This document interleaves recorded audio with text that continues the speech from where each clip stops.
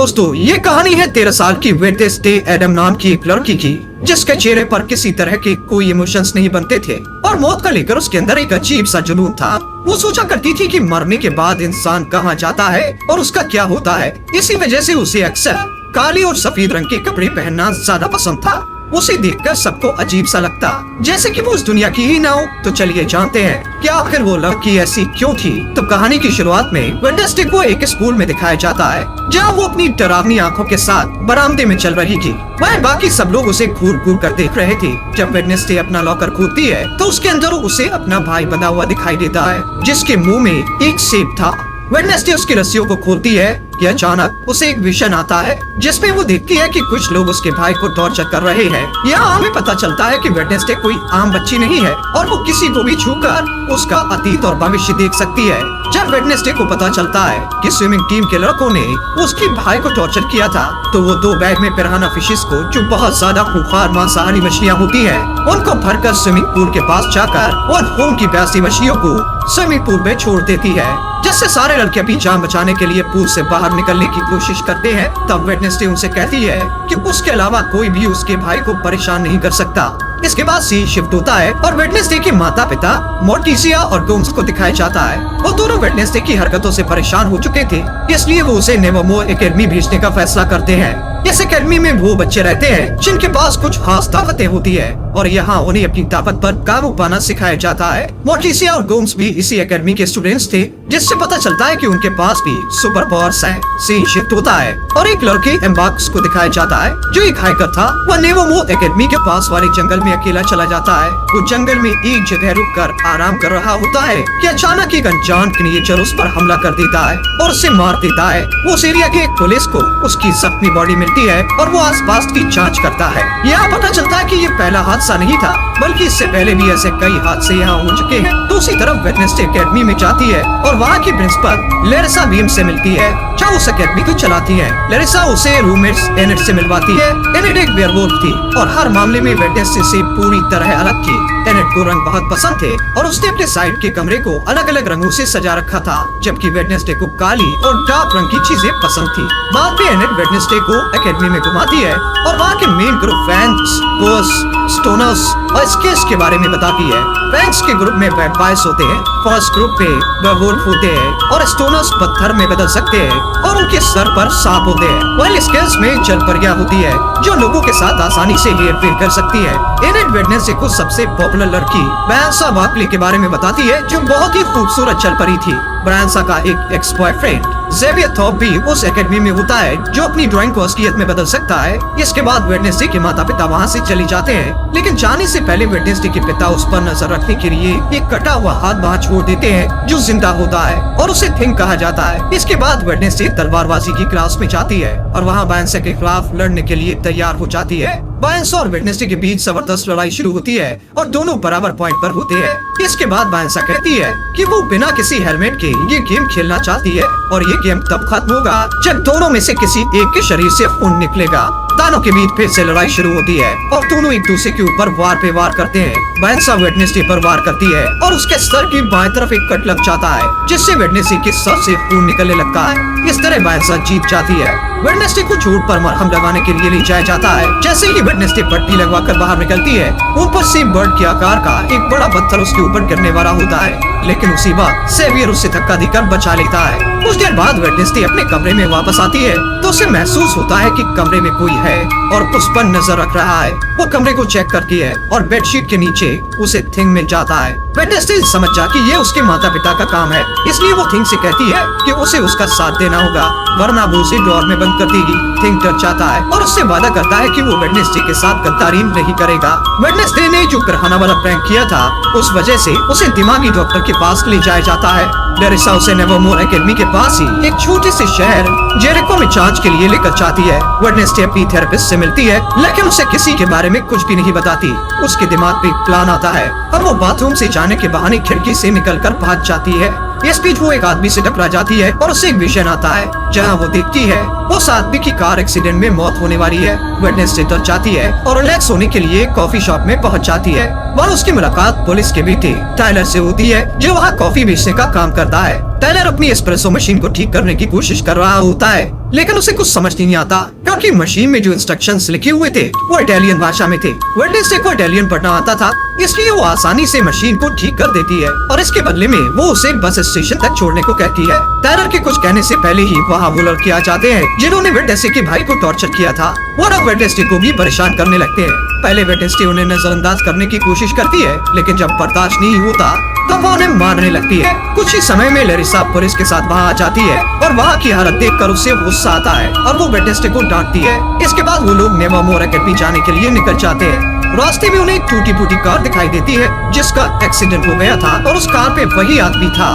जिससे वेडनेसडे टकराई थी। उस रात वेडनेसडे वायलिन में बहुत डरावना म्यूजिक बजाती है। वो पूर्णिमा की रात थी और भेड़ियों के चिल्लाने की आवाज भी सुनाई देती है। तभी एनेट वेडनेसडे को बताती है कि वो खुद को वेयरवुल्फ में नहीं बदल सकती, इसलिए वो बाकी लोगों के साथ नहीं जा सकती थी। इस बीच थिंग टेलर के कमरे में जाता है और उसे वेडनेसडे से बात करने के लिए कहता है। टेलर डर कर उसकी बात मान लेता है और वेडनेसडे से वीडियो कॉल पर बात करता है। वेडनेसडे उसे आने वाले हार्वेस्ट फेयर में मिलने के लिए कहती है और कहती है कि वो लोग वहाँ मजे करेंगे, लेकिन असल में वो सिर्फ वहाँ से भागना चाहती थी। हार्वेस्ट फेयर में लेरिसा वेडनेसडे पर अपनी चील जैसी नजर बनाए रखती है। इसके बावजूद वेडनेसडे टेलर से मिलने में कामयाब हो जाती है। वो दोनों वहाँ से भागने ही वाले होते हैं कि वेडनेसडे अपने क्लासमेट रोवन से टकरा जाता है। रोवन तुरंत जंगल की तरफ भाग जाता है। रोवन से टकराने के बाद वेडनेसडे को विजन आता है कि रोवन जंगल में किसी के हाथों बेरहमी से मारा गया है। वो डर जाती है और भागने का प्लान बदलकर रोवन को रोकने के लिए उसके पीछे जाती है। लेकिन इससे पहले कि वो कुछ बोल पाती, रोवन अपनी ताकत का इस्तेमाल करके वेडनेसडे को पेड़ के सहारे ऊपर लटका देता है। इसके बाद वो वेडनेसडे को अपनी माँ के बारे में बताता है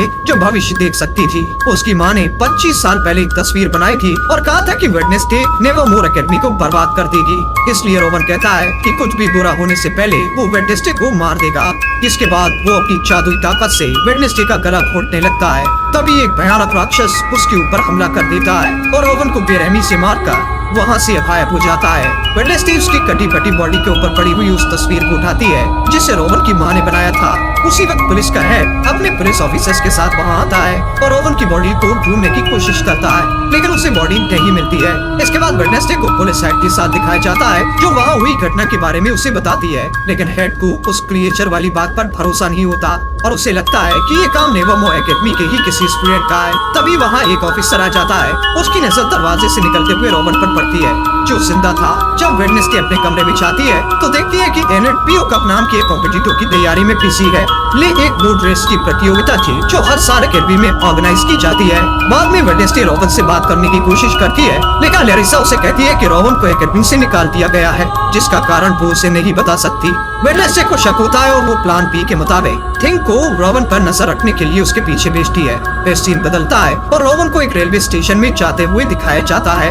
थिंग उसका पीछा करता है। रोवन आसपास का माहौल चेक करने के बाद वॉशरूम में चला जाता है जहाँ वो अपना रूप बदलकर एक बूढ़ा आदमी बन जाता है, लेकिन थिंग रास्ता भटक जाता है, इसलिए वो रोवन को अपना रूप बदलते हुए देख नहीं पाता। इसके बाद वह बूढ़ा आदमी लेरिसा का रूप ले लेता है। यहाँ पता चलता है कि लेरिसा ही अपना रूप बदलकर रोवन की मौत को छुपाने की कोशिश कर रही थी। वेडनेसडे के पास और कोई रास्ता नहीं होता, इसलिए वो रोवन की मौत का सुराग ढूंढने के लिए जंगल में जाती है जहाँ उसे टेलर मिलता है जो अपने बाप का पीछा करते हुए वहाँ आया था। थोड़ी देर बाद वेडनेसडे को रोवन का चश्मा मिलता है। वो उसे उठाती है और उससे विजन आते हैं जिसमें वो देखती है कि रोवन के पास नीले रंग की एक किताब थी जहाँ से उसे उसकी माँ की बनाई हुई तस्वीर मिली थी। इसके बाद वेडनेसडे तुरंत ही अपनी क्लास टीचर के पास जाती है और उससे किताब के बारे में पूछती है। उसकी टीचर बताती है कि वो किताब पुराने स्टूडेंट्स के समाज से जुड़ी हुई है जिसे नाइट शेड्स कहा जाता है, लेकिन उस समाज को बहुत पहले ही खत्म कर दिया गया है। फिर स्कूल से जाने के बाद वेडनेसडे रोवन के कमरे में किताब ढूंढने के लिए जाती है। रोवन के पलंग के नीचे उसे एक मुखौटा मिलता है। वो वहाँ से जाने ही वाली होती है कि तभी वहाँ रोवन का रूममेट जेवियर आ जाता है और उसे देख के वेडनेसडे पलंग के नीचे छिप जाती है। जेवियर से मिलने उसकी एक्स गर्लफ्रेंड वैंसा भी वहाँ आ जाती है। वेडनेसडे उन दोनों की सारी बातें सुन लेता है और उससे पता चलता है कि वैंसा आने वाले बोट रेस की प्रतियोगिता में एनेट को हराने के लिए प्लान बना रही है। इसके बाद वेडनेसडे अपने कमरे में आ जाती है और वैंसा को रेस में हराने के लिए प्रतियोगिता में एनेट का साथ देने का फैसला करती है। अगले दिन एनेट और वेडनेसडे प्रतियोगिता के लिए तैयार हो जाते हैं। इस रेस में सब कुछ अलाउड होता है, इसलिए वैंसा इसका फायदा उठाती है बेस में 4 टीम भाग लेती है और नियम के मुताबिक जो टीम तालाब में गिरे बिना डेस्टिनेशन तक जाकर पहले वापस आ जाएगी वो रेस जीत जाएगी। जैसे ही रेस शुरू होती है, मानसा अपने एक दोस्त को इशारा करती है जो एक जलपरी थी और बाकी बोट को बर्बाद करने के इरादे से मानसा का साथ दे रही थी। वो तालाब में कूद कर एक नाव को बर्बाद कर देती है, जिससे वो टीम तालाब में गिर जाती है और रेस से बाहर हो जाती है। वेडनेसडे और एनेट पूरी तैयारी के साथ रेस कर रहे थे और थिंग उसमें उनकी मदद कर रहा था। थिंग की मदद से वो लोग मानसा के दोस्त को एक जाल में फंसा लेते हैं। रेस के दौरान ही वेडनेसडे को एक विजन आता है और वो अपने सामने अपनी जैसी दिखने वाली एक लड़की को देखती है, जिसके बाद सुनहरे रंग के होते हैं। वो वेडनेसडे को कहती है कि वेडनेसडे एक चाबी है, जिससे वेडनेसडे काफी उलझन में पड़ जाती है। उसे कुछ समझ नहीं आता, लेकिन जैसे ही वो असली दुनिया में वापस आती है, उसे पता चलता है कि मानसा रेस में आगे निकल गई है, लेकिन वो हार नहीं मानती और मानसा की चालों को उसी के खिलाफ इस्तेमाल करके ये रेस जीत जाती है। 40 साल के बाद पहली बार कोई नॉन सायरन टीम ये रेस जीती थी। लेरिसा एनेट को पीओ कप ट्रॉफी देती है, लेकिन वेडनेसडे को ज्यादा टेंशन पसंद नहीं था, इसलिए वो वहाँ से चली जाती है। वो नेवरवो एकेडमी के पुराने स्टूडेंट एडगर एलन पो की मूर्ति के पास जाती है और अचानक उसकी नजर उस मूर्ति के हाथ में रखी पत्थर की किताब पर जाती है, जिसके नीचे उसे एक निशान दिखाई देता है। वो निशान ठीक वैसा ही था जो उस तस्वीर में बना हुआ था, जिसे रॉबन ने मरने से पहले उसे दिया था। उस बुक पे वेडनेसडे को कुछ पहेलियां मिलती है, जिसे वो तुरंत सुलझा लेती है और उसे एक सुराग मिलता है। वो सुराग में 2 बार चुटकियां बजाना होता है। जब वो 2 बार चुटकियां बजाती है तो अचानक एक छुपा हुआ बरामदा बन जाता है, जहाँ एक गुप्त कमरा होता है। वहाँ वेडनेसडे को रॉबन की किताब मिल जाती है, जिसमें रॉबन ने तस्वीर को फाड़ कर निकाला था। वो उस किताब को अपने बैग में रखती है, लेकिन इससे पहले कि वो आगे जा पाती और उसके सिर को एक काले कपड़े से ढक देता है। थोड़ी देर बाद जब काले कपड़े को हटाया जाता है, तब वो देखती है कि मानसा, ज़ेवियर और कुछ स्टूडेंट्स उसे घेर कर खड़े हुए हैं और ये सभी नाइटशिफ्ट्स के सदस्य हैं। यहाँ पता चलता है कि लेरिसा ने उनके ग्रुप को खत्म किया था। इसके बाद ज़ेवियर उसे अपने ग्रुप में शामिल होने के लिए कहता है, लेकिन वेडनेसडे मना कर देती है और वहाँ से चली जाती है। इसके बाद लेरिसा को दिखाया जाता है जो आउटरीच डे के बारे में घोषणा करती है। यहाँ एकेडमी के सारे स्टूडेंट्स को शहर के आम लोगों से मिलना जुलना होता है और उनके साथ काम करना होता है। ये लोगों को नॉमीज कहा जाता है। जब वो लोग शहर पहुँचते हैं, तब वेडनेसडे ज़ेवियर को बताती है कि उसके रूममेट की मौत हो चुकी है, लेकिन उसे इस बात पर भरोसा नहीं होता है और वो कहता है कि रॉबन की मौत नहीं हो सकती, उसे बस एकेडमी से निकाल दिया गया है। इसके बाद वेडनेसडे उसे वो तस्वीर दिखाती है जो रॉबन की माँ ने बनाई थी। ज़ेवियर उस तस्वीर को करीब से देखता है और कहता है कि इस तस्वीर में जो आदमी है उसने जेरिको शहर को बसाया था और उसका नाम जोसेफ क्रैकस्टोन है। थोड़ी देर बाद वेडनेसडे पिलग्रिम वर्ल्ड में जाने का फैसला करती है, जहाँ जेरिको के इतिहास के बारे में पता चलता है। वहाँ वेडनेसडे यूगीन नाम के लड़के से मिलती है जो मधुमक्खी पालने वाले क्लब में उससे पहले मिल चुका था और दोनों की दोस्ती भी हो गई थी। वो दोनों बातें करने लगते हैं और आसपास की चीजों को देखते हैं। इसके बाद सारे स्टूडेंट्स वहाँ की केयरटेकर अर्लिन से मिलते हैं, जो उन्हें पिलग्रिम वर्ल्ड घुमाते हुए जोसेफ क्रैकस्टोन की कलाकृतियों के बारे में बताती है। वेडनेसडे को ये सारी बातें इंटरेस्टिंग लगती है और वो अर्लिन से उसके बारे में और जानना चाहती है। अर्लिन बताती है कि उनके पास जोसेफ क्रैकस्टोन के खेतों में इस्तेमाल किए जाने वाले औजार, खाने पीने के बर्तन और फैमिली रूम्स भी है। वेडनेसडे कहती है वो यहाँ काम करना चाहती है, लेकिन अर्लिन कहती है कि उसे रेनोवेट किया जा रहा है, इसलिए वो वहाँ काम नहीं कर सकती है और कहती है वो सब ये ओल्ड बजरी में काम करेंगे और घूमने आए हुए लोगों को केक बांटेंगे। बाद में वेडनेसडे और यूगीन क्रैकस्टोन के फैमिली रूम में घुस जाते हैं। वहाँ वेडनेसडे को तस्वीर मिलती है जिसमें वो लड़की भी होती है जिसे वेडनेसडे ने अपने विजन में देखा था। थोड़ी देर बाद उसे वो किताब भी मिल जाती है जो उस लड़की ने पकड़ी होती है। वेडनेसडे देखती है कि उस किताब के सारे पन्ने खाली है, इसलिए उसे शक होता है कि ये किताब नकली है। तभी वहाँ यूगीन के साथ अर्लिन आ जाती है और उसे पकड़ लेती है। वेडनेसडे उससे असली किताब के बारे में पूछती है, तब अर्लिन झिझकते हुए बताती है कि 1 महीने पहले वो किताब चोरी हो गई थी। इसके बाद वो कॉफी शॉप में वापस टेलर से मिलती है और वो दोनों जोसेफ के बारे में पता करते हैं। टेलर कहता है कि होस्टल मीटिंग हाउस का जो हिस्सा बचा हुआ है वो जंगल में है और पूरी तरह खंडर हो चुका है, जिसका इस्तेमाल अब क्रैश पैड के रूप में किया जाता है। इसके बाद वेडनेसडे जोसेफ क्रैकस्टोन की उस जगह की तलाश करने के लिए थिंग के साथ तुरंत जंगल में जाती है।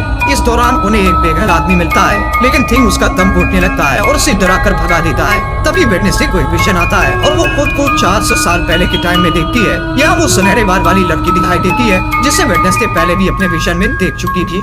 उस लड़की को गाँव वालों ने घेर रखा था और वो उसे शैतान की संतान कहकर पुकार रहे थे। तभी वहाँ जोसेफ क्रैकस्टोन आ जाता है और उस लड़की को गुडी एडम्स कहकर बुलाता है। वो कहता है कि गुडी एक डायन है और उसे भी उसकी माँ और दूसरे आरोपी के साथ उस खेत में मर जाना चाहिए। इसका जवाब देते हुए गुडी की है कि जोसेफ ने उसकी जमीन हड़पी है, बहुत से निर्दोष लोगों की जाने ली है और उनकी शांति छीनी है। जोसेफ को गुस्सा आता है और वो गुडी को थोड़ी देर तक घूरता है और फिर उस खेत में आग लगा देता है। वुडी अपनी माँ को बचाने की कोशिश करती है, लेकिन उसकी सारी कोशिशें बेकार हो जाती है। जब कोई उम्मीद नहीं बचती तो वो एक गुप्त दरवाजे से निकलकर वहाँ से भाग जाती है। वेडनेसडे वहाँ छुपकर ये सब कुछ देख रही थी। वुडी जल्द ही वेडनेसडे के पास आती है और कहती है कि जोसेफ अपनी ये लड़ाई तब तक नहीं रोकेगा जब तक वो सबको मार नहीं देगा। इस खुलासे के बाद वेडनेसडे असली दुनिया में आ जाती है। वो थिंग को सब कुछ बताती है जो उसने अभी अभी देखा था। उनकी बात खत्म भी नहीं होती कि अचानक उन्हें वही भयानक राक्षस नजर आता है जिसने रोवन को मारा था।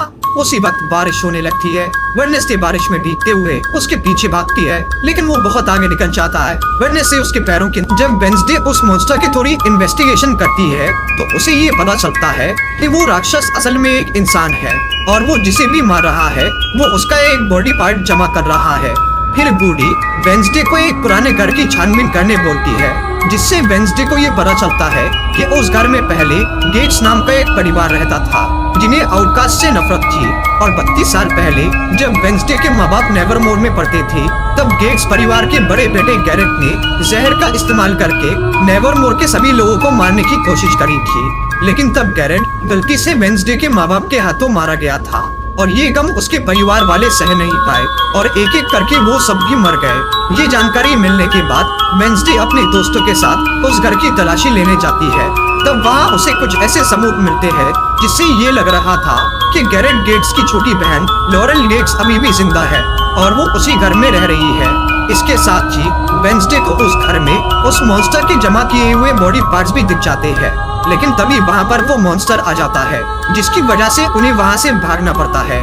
फिर बाद में जब वेडनेसडे पुलिस वालों को उस घर के बारे में बताती है तो वहाँ से वो सभी बॉडी पार्ट्स गायब हो जाते हैं। इससे वेडनेसडे को ये यकीन हो जाता है कि उस मॉन्स्टर के पीछे लॉरेल गेट्स का हाथ है और जो कोई भी इस केस को सॉल्व करने की कोशिश करता है वो उस राक्षस के हाथों या किसी न किसी कारण से मारा जाता है।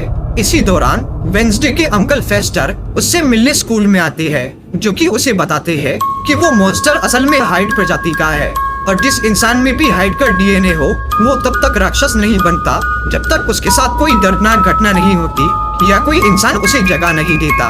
और जो कोई भी किसी हाइड को जगाता है हाइड उसे अपना मास्टर मान लेता है और वो उसका गुलाम बन जाता है। इस बात को जानकर वेडनेसडे ये मान लेती है कि लॉरेल गेट्स ही उस हाइड की मास्टर है और वो अपने परिवार की मौत के बदले के लिए सबको मरवा रही है। वेडनेसडे को ये शक था कि उसकी क्लास में पढ़ने वाला जेवियर नाम का एक लड़का वो मॉन्स्टर हाइड है और उसकी मास्टर जेरिको शहर की एक साइकियाट्रिस्ट डॉक्टर किनबॉट है, जो कि असल में लॉरेल गेट्स है और वो भेष बदलकर ये साजिश कर रही है। लेकिन फिर एक दिन डॉक्टर किनबॉट भी उस मॉन्स्टर के हाथों मारी जाती है। तब वेडनेसडे को लगता है कि जेवियर ने अपनी मास्टर को ही मार दिया। फिर जब वो जेवियर के कमरे की जांच करती है तो वहाँ पर उसे उस मॉन्स्टर के शिकार हुए लोगों की कुछ चीजें मिल जाती है, जिससे वेडनेसडे को ये यकीन हो जाता है कि जेवियर ही वो हाइड मॉन्स्टर है, इसीलिए वो उसे गिरफ्तार करवा लेती है। इसके बाद वेडनेसडे बिल्कुल बेफिक्र हो जाती है और वो अपने बॉयफ्रेंड टाइलर, जो कि शहर के एक पुलिस ऑफिसर का बेटा था, उससे मिलने जाती है। फिर जब वेडनेसडे और टाइलर किस करते हैं तब उसे एक झलक दिखती है, जिससे वेडनेसडे को ये पता चलता है कि असली मॉन्स्टर असल में टाइलर है, जिसने झूठे सबूत बनाकर जेवियर को फंसा दिया है। तब वेडनेसडे वहाँ से भाग जाती है और वो टाइलर के परिवार के बारे में थोड़ी इन्वेस्टिगेशन करती है, जिससे उसे पता चलता है कि टाइलर की माँ फ्रांसवा एक आउटकास्ट थी जो कि नेवरमोर में पढ़ती थी। उस टाइम पर नेवरमोर में हाइड प्रजाति के लोग भी पढ़ते थे, लेकिन बाद में उनके खूंखार बर्ताव की वजह से उन्हें स्कूल से बैन कर दिया गया। उसके बाद फ्रांसवा ने एक नॉर्मी पुलिस ऑफिसर से शादी कर ली, पर जब उसे बच्चा हुआ तब फ्रांसवा के अंदर का हाइड जाग गया और वो कुछ साल बाद मर गई। और तब टाइलर को अपनी माँ को खोने का बहुत झटका लगा था और उसके पिता तब से इस डर में जी रहे थे कि उनका बेटा भी एक हाइड न बन जाए। जब वेडनेसडे को ये बात पता चलती है तो वो अपने कुछ दोस्तों के साथ मिलकर टाइलर को किडनैप कर लेती है और वो उससे पूरी सच्चाई उगलवाने की कोशिश करती है, लेकिन टाइलर ये कबूल नहीं करता कि वो हाइड है। तब वेडनेसडे उसे टॉर्चर करना शुरू करती है ताकि उसके अंदर का मॉन्स्टर बाहर आ जाए, पर ये देखकर उसके दोस्त काफी डर जाते हैं और वो स्कूल जाकर प्रिंसिपल से वेडनेसडे की शिकायत कर देती है। फिर टाइलर के पिता वहां आकर उसे छुड़वा लेते हैं और कोई भी ये बात नहीं मानता कि टाइलर असली मॉन्स्टर है। उल्टा वेडनेसडे को उस किडनैपिंग की वजह से स्कूल से निकाल दिया जाता है। लेकिन घर जाने से पहले वो अपनी स्कूल के एक लड़के यूजिन से मिलने जाती है, जो कि उस मॉन्स्टर की इन्वेस्टिगेशन में वेंसडे का साथ दे रहा था। पर बाद में वो उस राक्षस के हमले से कोमा में चला गया था।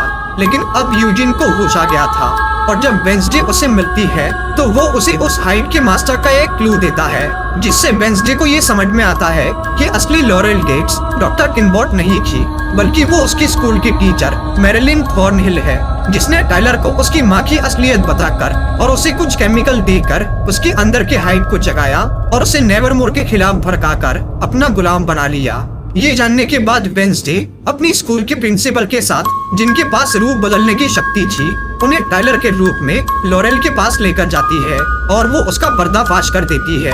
ये देखकर प्रिंसिपल बहुत हैरान हो जाती है और तब लॉरेल प्रिंसिपल को जहर देकर मार देती है।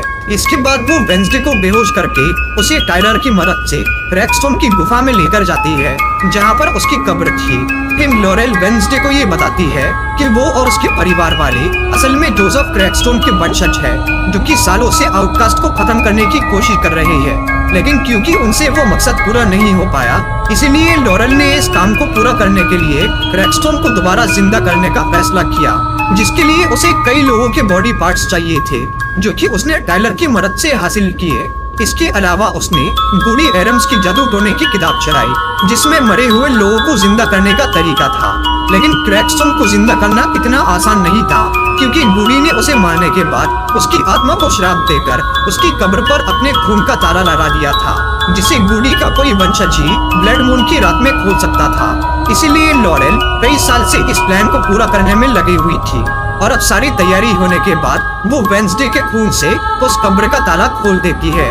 फिर वो उस किताब में लिखी हुई जादुई रस्म को चालू करती है, जिससे क्रैकस्टोन जिंदा हो जाता है। और क्योंकि उसे काले जादू की मदद से जिंदा किया गया था, इसलिए अब उसके पास कुछ शक्तियाँ भी आ गई थी। फिर जब क्रैकस्टोन वहाँ पर वेंसडे को देखता है तो वो उसे बूढ़ी समझकर उस पर जानलेवा हमला कर देता है।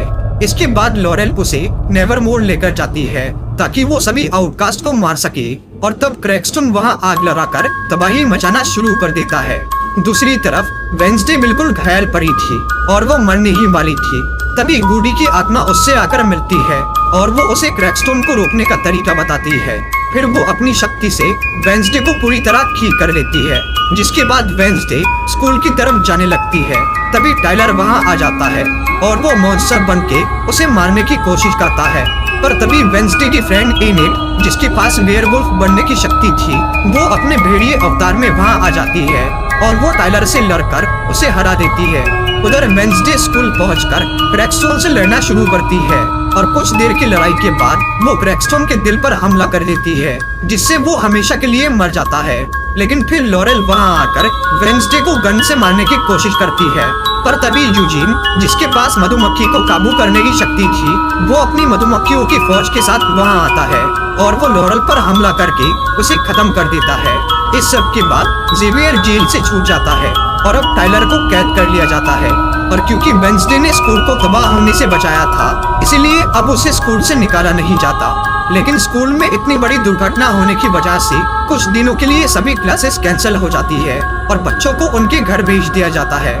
फिर जब वेंसडे अपने घर जाती रहती है तो रास्ते में उसे एक अनजान नंबर से मैसेज आता है, जिसमें कोई उस पर नजर रखने और उसे मारने की बात कर रहा था। इससे वेंसडे को ये लगता है कि लॉरेल गेट्स ने जो कुछ भी किया उसके पीछे किसी और बड़े आदमी का हाथ है, जो कि अब भी उसे मारना चाहता है। और ये असली विलेन कौन है, इसके बारे में हमें इस सीरीज के दूसरे सीजन में पता चले।